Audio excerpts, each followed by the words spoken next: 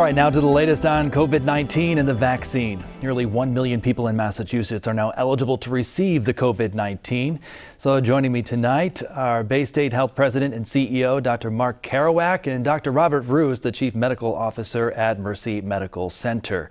Thanks for both of you for coming on the program. And I want to start with Dr. Kerouac tonight. The first question here, once you get vaccinated, whether it's Moderna, Pfizer, or even soon to be Johnson & Johnson, how long does it take to work? Well, after you got your first shot, you begin forming antibodies that will stop the virus in about 7 to 10 days. After that, about 50% of people are effectively protected even after the first dose of Pfizer or Moderna. That number gets up over 95%, 7 to 10 days after that second shot. So it's fairly quickly afterward.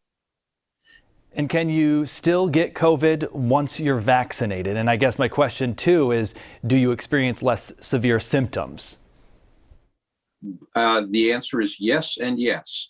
The likelihood that you're going to get it is very, very small, couple of percentage chance. And if indeed you do get it, it would be a mild kind of infection like a cold or a mild flu.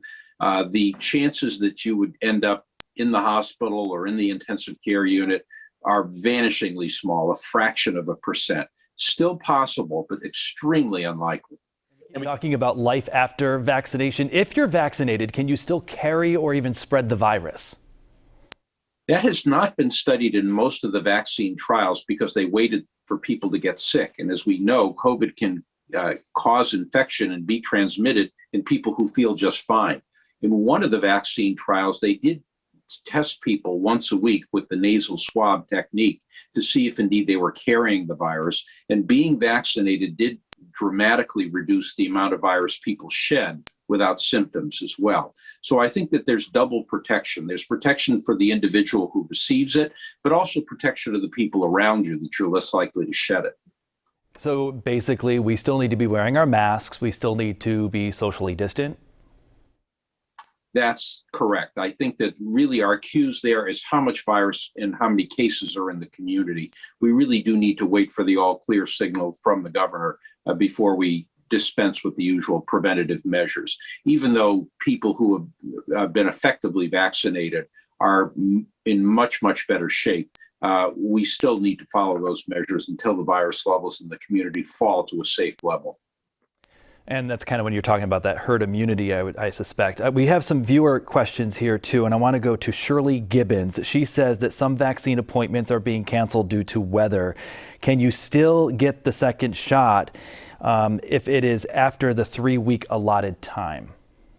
Yes, you can, Shirley. It's not a hard and fast rule. The CDC has allowed people to, or recommended that it's okay to wait as long as 6 weeks after that first shot and still have it be equally effective. I suspect you could even wait longer, but the CDC has blessed at least a 3-week delay from the usual 3-week wait.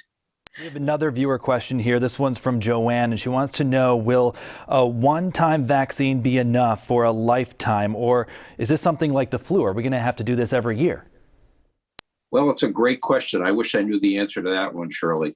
The likelihood is that every once in a while we're going to need to get some kind of a booster vaccine for coronavirus. We know that these variants occurs, and I think that sooner or later we're going to that one of them is going to emerge that is going to be somewhat resistant to the immune antibodies that this current vaccine causes. I don't think it's going to be quite as often as a flu shot, but it wouldn't surprise me if every few years you needed to get a booster coronavirus or COVID shot. I also want to talk about side effects with this. So I want to bring in Dr. Roos for this one. When people get side effects, what's happening basically in our body? Is that our body building protection? So yes, generally speaking, it is, depending upon the side effect that somebody may be experiencing. Clearly, the most common side effect is somebody getting arm soreness at the point of the injection, which is related to a needle with some fluid going into your arm.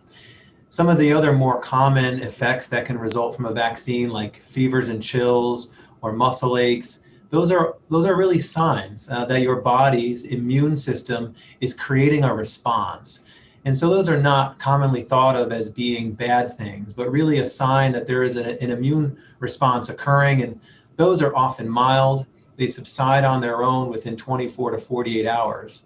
There can also be some side effects that need to be watched, but those are commonly allergic reactions that people need to be aware of. Some of those could develop immediately, like swelling of the lips or of shortness of breath.